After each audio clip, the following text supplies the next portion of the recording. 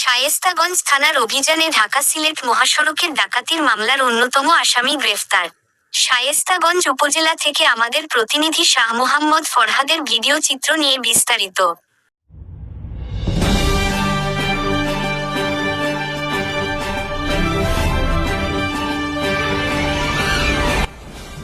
আপনারা দেখছেন বাংলাদেশ পরিক্রমা, বস্তুনিষ্ঠ সংবাদে আমরাই সর্বক্ষণ সচেতন।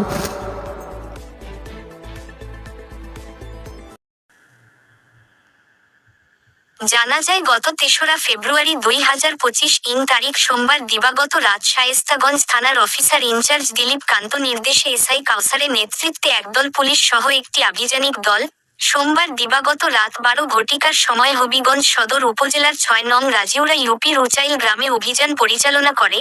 ভোর ৪ ঘটিকার সময় শায়েস্তাগঞ্জ থানার ঢাকা-সিলেট মহাসড়কের ডাকাতি মামলা এজাহারভুক্ত জিয়ার মামলা নং ১ ধারা ১৪৩-এর ৩৪১, ৩২৩-এর ৩২৪, ৩২৬-এর ৩০৭, ৪২৭-এর ৫০৬ পেনাল কোড ১৮৬০-এর আসামিকে গ্রেফতার করে।